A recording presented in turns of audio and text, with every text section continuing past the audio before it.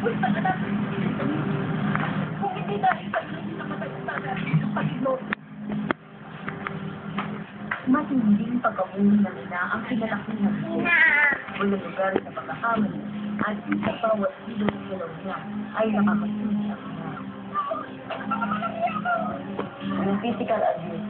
Kapag pinapalo niya ako nung tayo na yun, yung malalaking bamboo slash, at pag pinalo niya yun sa balat, magkabila ay may dugo. Namatay sa tatay ko birthday ko, kaya hindi talaga ako nag-celebrate ng birthday. Hindi talaga rin mamatay kasi gusto niya mamatay na ako. Para matakapin siya ang tila impyernong buhay sa piling ng ina, ay sumama siya sa lalaki na gusto niya ang magsasalba sa kanyang kalagayan. Naging mabilis ang mga kakuyan dahil sinapukasan, nagsama na sila ng lalaki. Ngunit sa pag-aakalang giginhawa ang buhay, mas lalong nawala ng kumpiyansa sa sarili si Seth dahil sa panlulokong ginagawa ng kanyang sister. Sa umpisa kami, hindi na maayos kasi wala namang love na masasabi.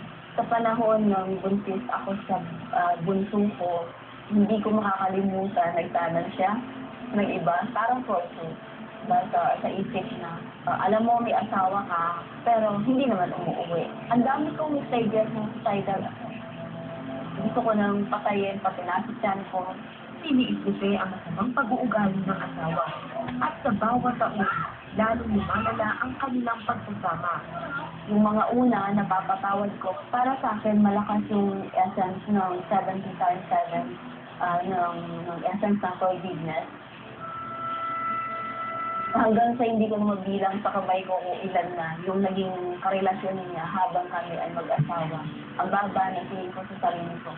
Wala kang ganda, kasi pinagpapalit ka kung kanino. Feeling mo, kahit na anong marating mo, mababa ka pa rin. Kasi ito nga yung asawa mo, hindi gano'n yung pagpapahalaga sa'yo. Makalipas ang 25 taong pag-ibig, bumitaw na si Pez sa relasyon. Ang pakikipaghiwalay ay nagdulot ng matinding depresyon. Susukatin ang luha ko sa gabi. Dumaan ako sa point na pati mga anak ko gusto ko ng lasagin. Sabi ko, anak, gusto ko mabalik yung respeto ko sa sarili. Hindi ko binanggit yung term ng hiwalay. Gusto kong hayaan si papa mo sa gusto niyang buhay. Baka sakaling mag-grow up.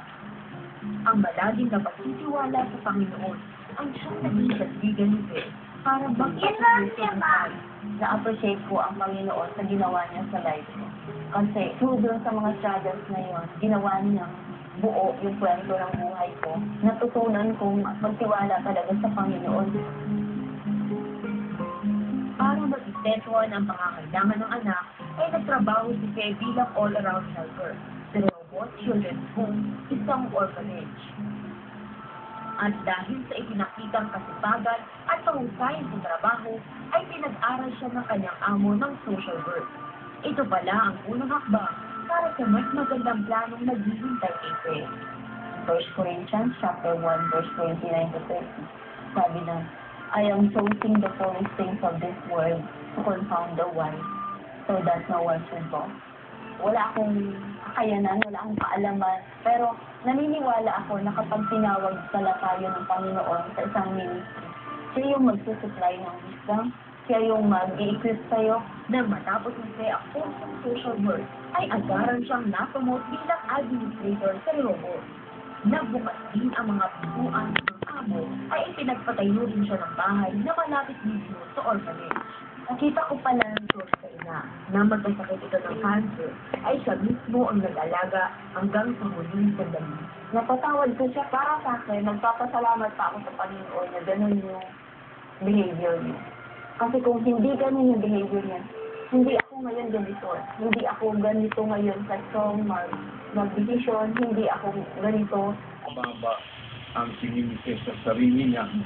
God exalted him. God lifted her up. And yung perspective ng buhay niya talagang the Lord took care of him.